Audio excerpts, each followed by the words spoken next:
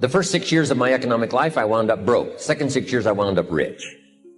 Someone says, don't you have to do the second 6 years like you did the first 6 years? And jot this down. No.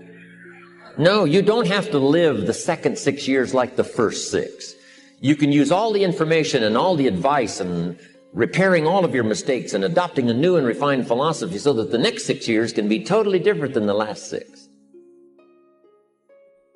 No other life form can do this. See, if you were a tree, you'd be stuck. As a tree, if you used up all the nourishment that was around you and you couldn't change location, see, you would die. But that's not true. Human beings can change location, go north, south, east, west, live here for a while, live somewhere else for a while. So that's a note to make. You can greatly alter the course of your life.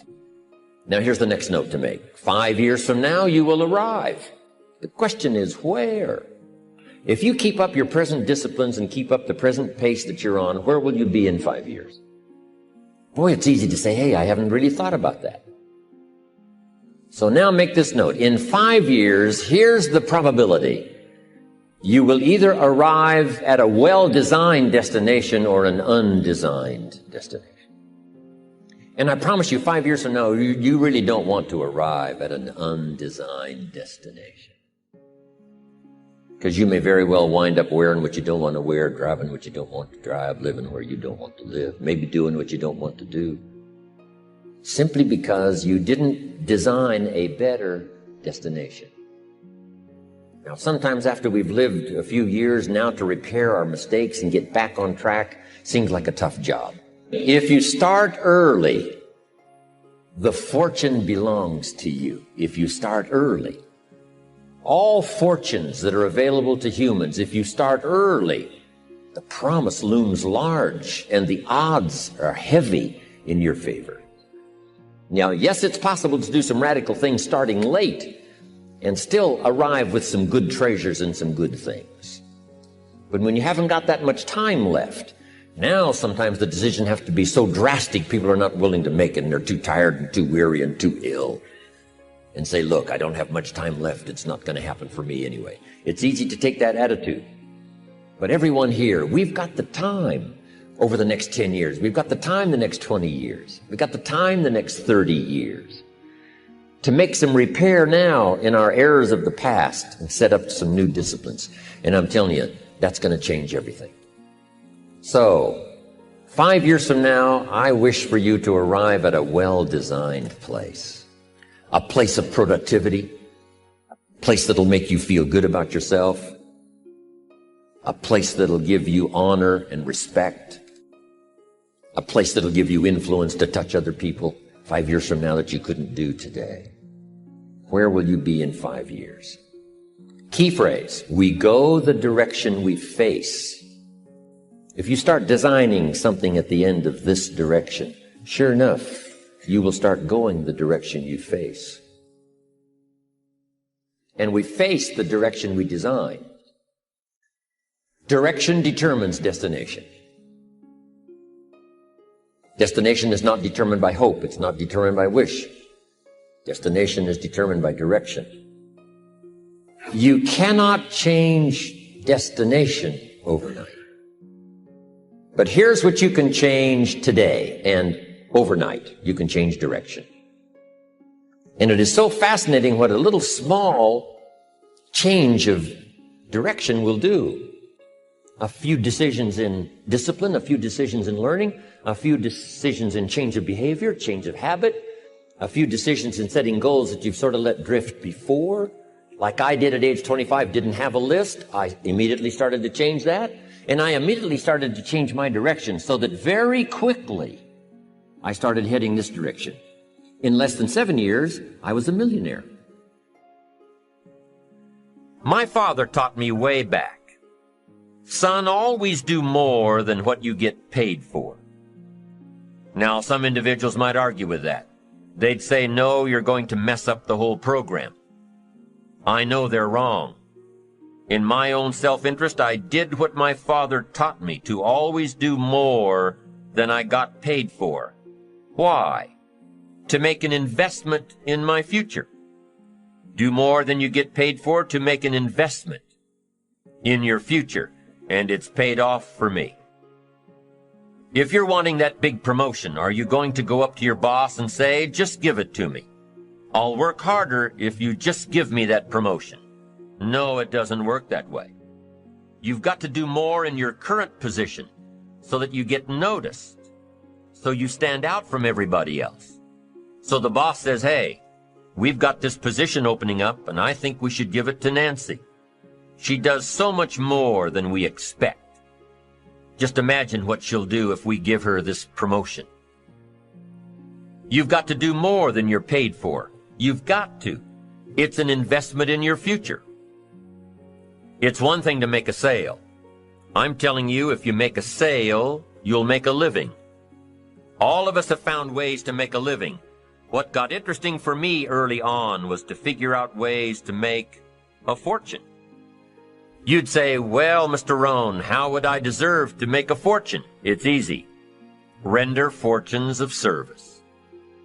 People will do things you cannot believe for people who give them good service. Here's one of the greatest gifts you can give anybody, the gift of attention.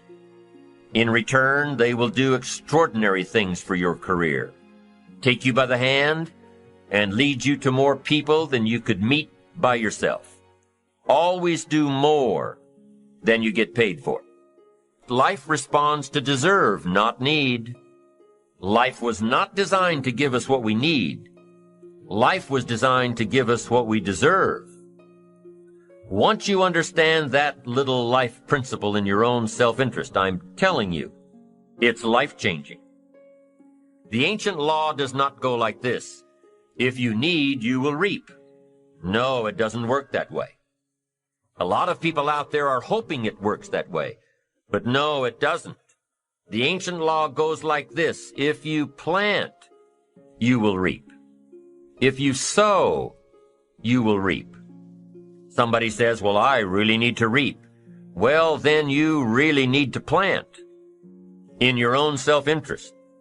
Your own self-interest needs to be educated in how to plant, how to do it so everybody wins. Because life doesn't respond to need. You can't go to the soil and say, I need a crop. The soil just smiles at you. And here's what the soil says. Don't bring me your need, bring me some seed. Bring me some effort. Bring me some discipline. Bring me some interest. Bring me some service. Bring me these things, and I'll return to you multiplied by 2 times, 5 times, 10 times. You can't come with need. You've got to come with seed. You've got to come with willingness. You've got to come with skills.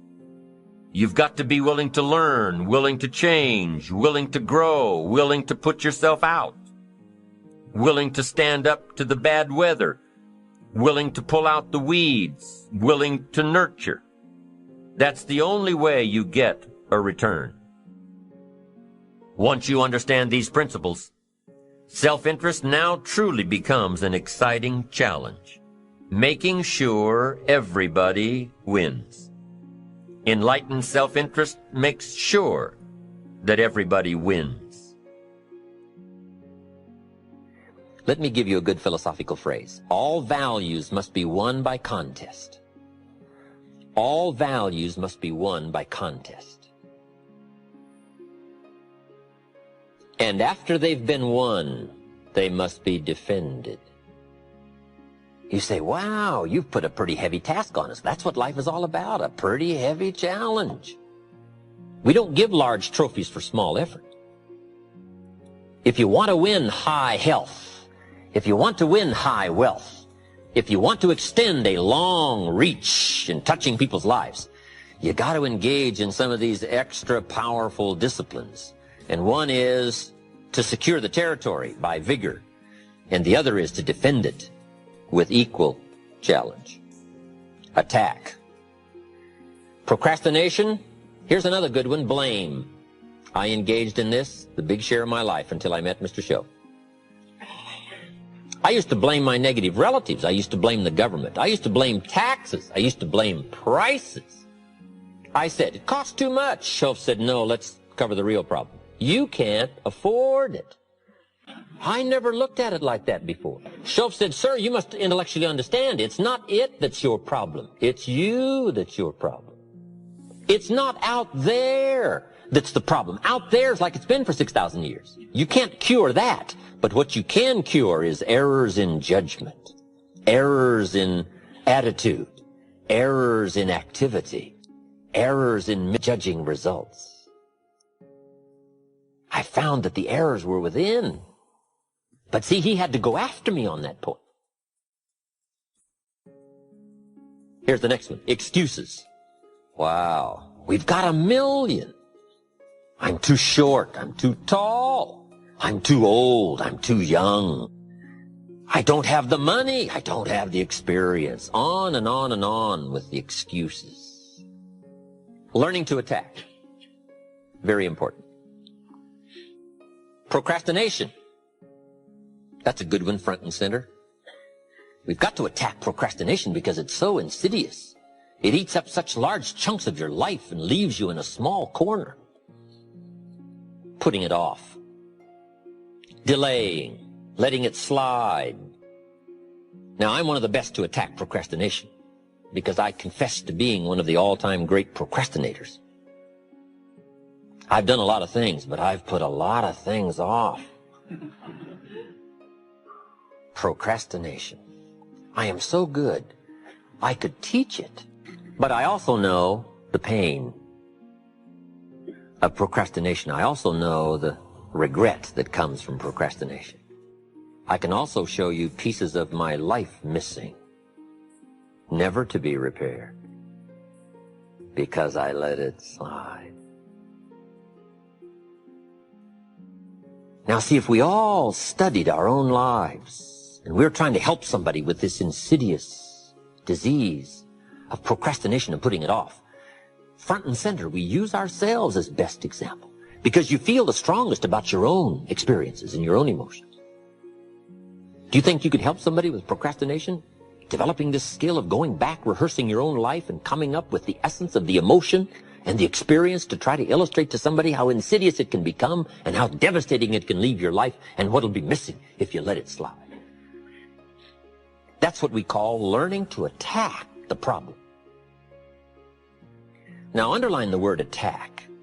It's very important to go after the insidious.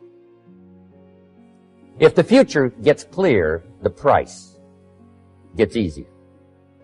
Because you got to remember, for every promise, there's a price to pay. Everybody's got to pay the price. Everybody's got to do the deal. Everybody's got to do the disciplines. Everybody has to pay. But here's what I've discovered. If the promise is clear and powerful, the price is easy to pay. The price is some classes. The price is a few books. The price is a few disciplines. The price is finding something that'll make your life better, make you grow, make you change, make you develop. So the first part of the key is to design the promise. Then, what is the price to pay? I'm telling you, the price will be easy.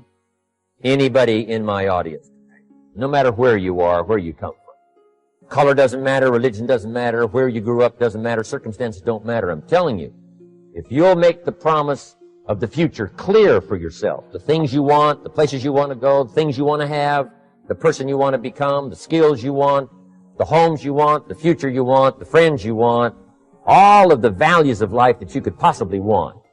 If you'll make that clear, make those lists, and be serious about it, I promise you it's an easy price to pay. Anybody can pay it. And the best advice I can give you is, if I can do it, you can do it.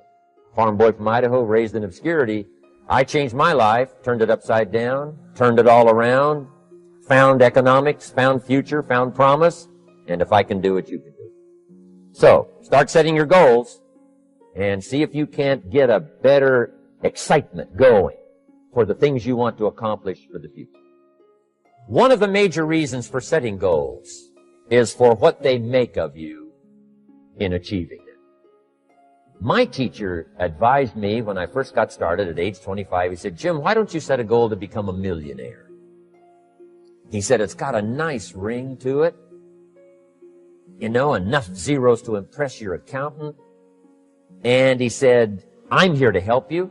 You're only 25 years old. You've been to 1 year of college. You've got a beautiful family, every reason to do it. Why don't you set a goal to become a millionaire? And he said, here's why. And I thought, he doesn't need to teach me why. Wouldn't it be nice to have $1 million? He said, no, then you'll miss it. He said, here's why. For what it will make of you to achieve it. I'm telling you, that statement changed my life. Set the kind of goals that will make something of you to achieve it. He said, now, once you become a millionaire, what's important is not the money. I thought, that's kind of strange teaching. He said, honest, it isn't important. He said, you could just give the money away. Now, I did better than that. I lost it all. By the time I was 31, I was a millionaire. By the time I was 33, I was broke. But when I lost all my money, guess what? I found out Mr. Schoaf was right. What was valuable was not the money. What was valuable was what I became to earn the money. The skills I had, the knowledge I had about the marketplace, the values that I had going for me. They were more valuable than the money. And here's an important statement to remember. It's not what you get that makes you valuable. It's what you become. So part of the key here is to set the kind of goals that will make something of you. Don't set them too low so that you don't have to grow and you don't have to read and you don't have to try and you don't have to stretch. Don't set them too low. And then don't sell out. Don't go for something that's going to cost you your virtue or cost you your values or sell out your principles. There's a good middle road here to follow. Goals that will inspire, goals that will help you grow, change, develop, and become better than you are. Okay. Now let's talk about financial independence. How to become rich by 40, 35 if you're extra bright, much sooner if you find an opportunity like I did.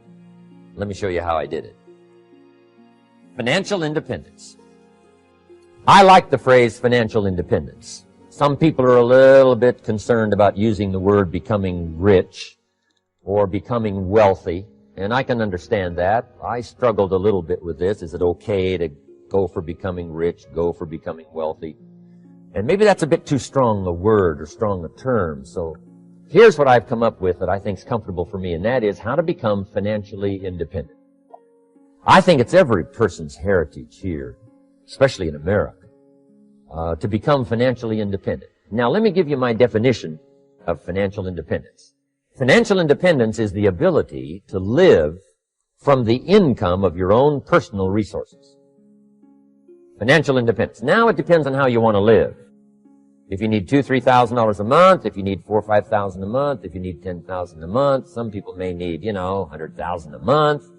But whatever you would need to live, and you could earn that living from the income of your own personal resources, that's what I call financial freedom, financial independence.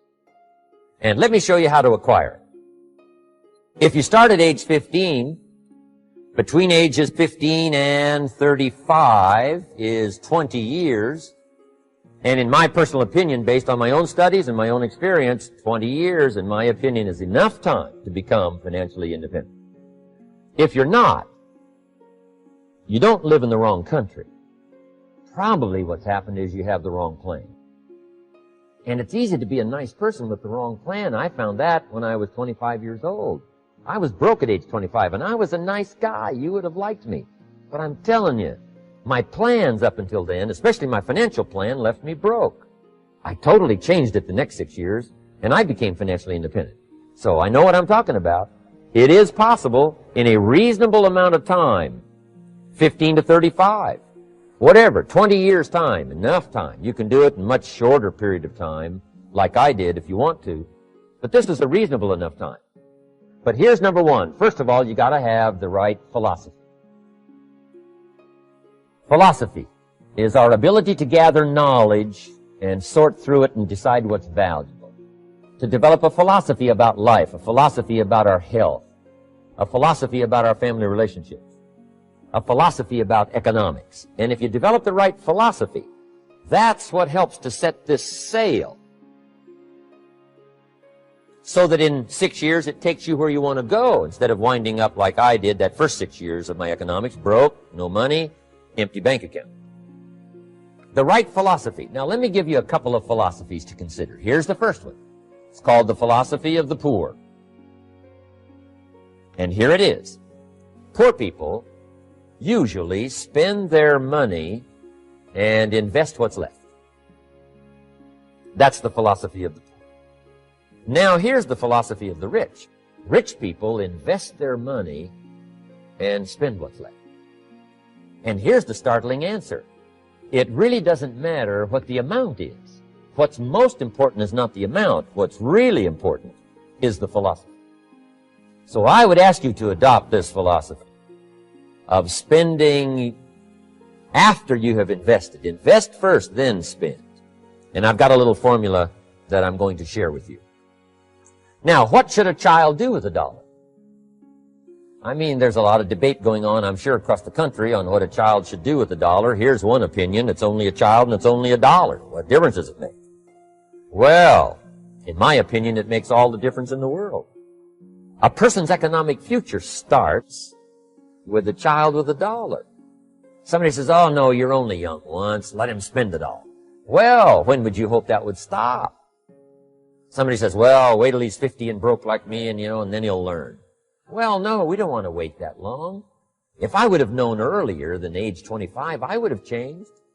In high school, if they would have had classes called Wealth 1, Wealth 2, I'd have taken both classes. I would not have waited until age 25.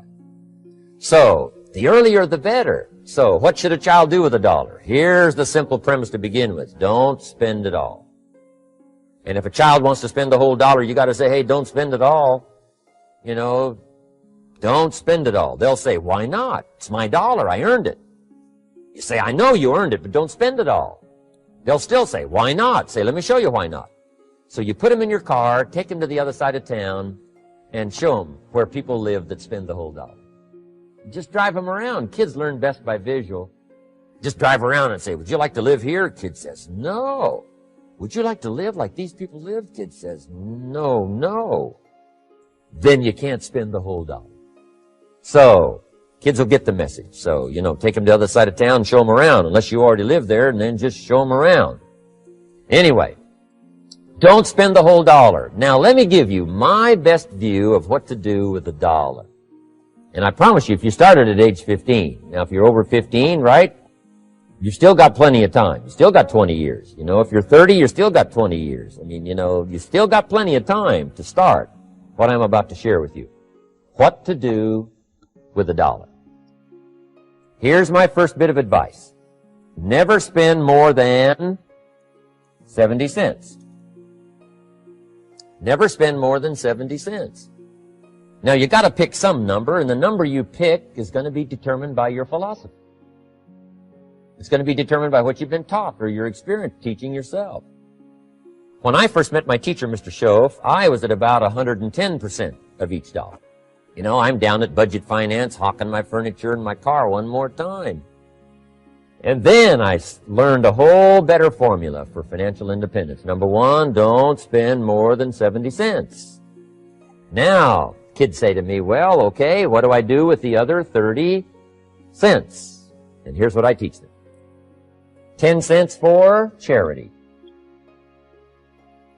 Charity or church, or helping people that can't help themselves.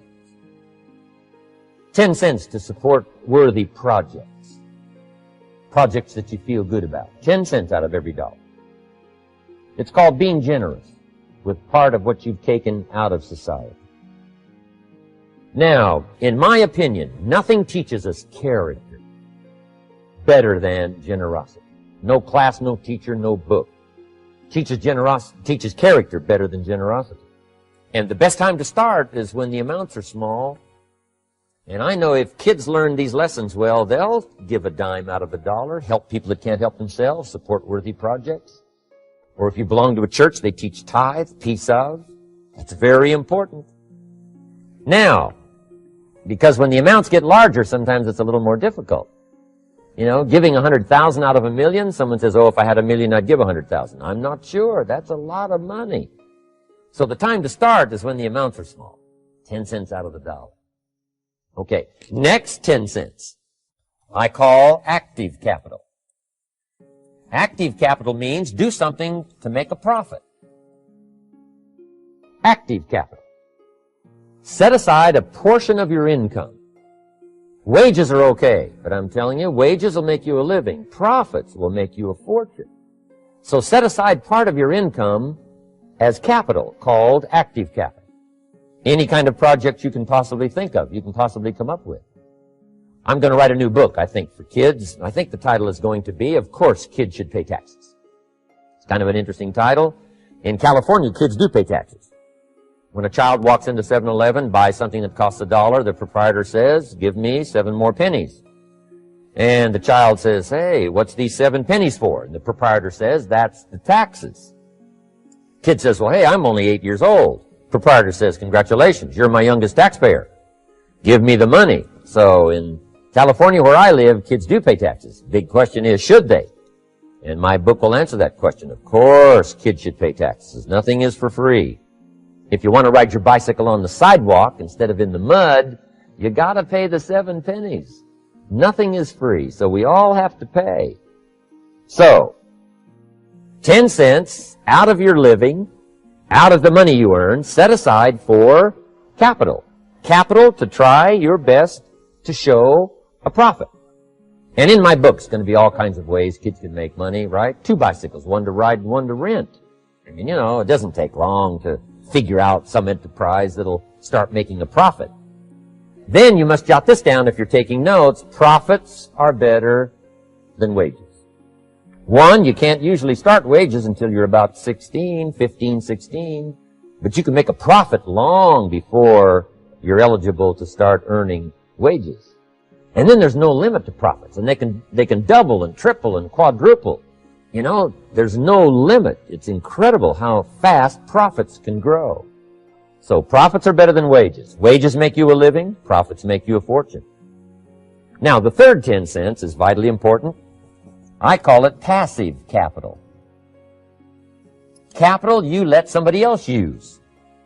A financial institution, stocks and bonds, mutual funds, whatever. Let someone else use it. You furnish the money. They use it to make a profit, but they pay you for the use of it, called interest. And here's one of the things that'll make you financially independent fairly quickly, and that's called compound interest. And this is how you get it. Letting someone else use a portion of your money, your substance. They show the profit. They pay you interest.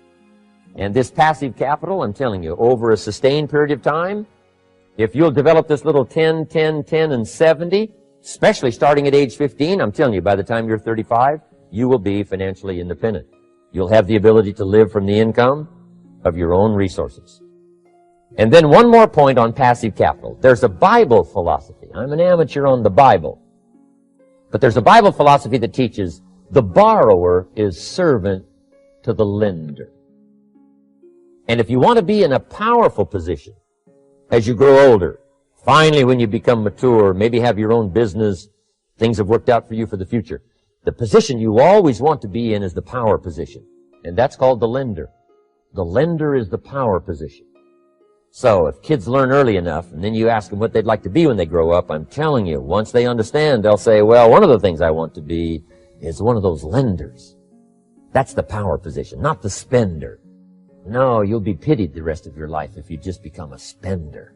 You gotta become a lender. And I think this is one formulas to follow.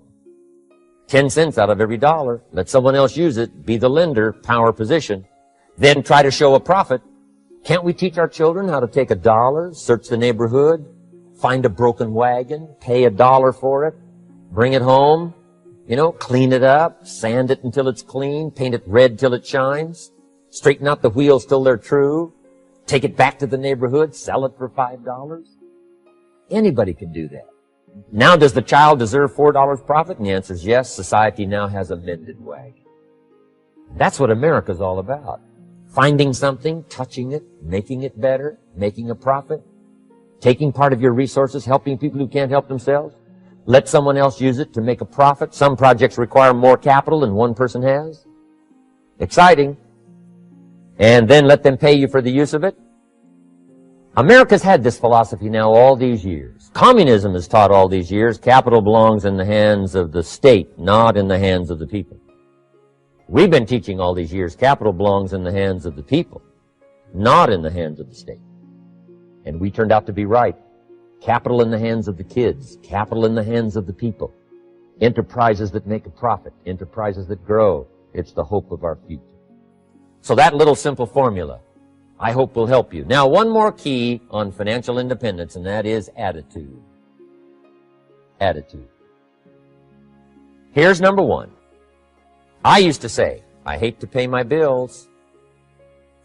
My teacher straightened me out on that. He said, let's see, Mr. Rohn, what you hate to do is pay $100 on an account and reduce your liabilities and increase your assets. I said, well, no, not if you look at it that way. He said, well, it all depends on how you look at it. So wouldn't you love to pay your bills, reduce your liabilities, increase your assets? You've got to have that kind of attitude.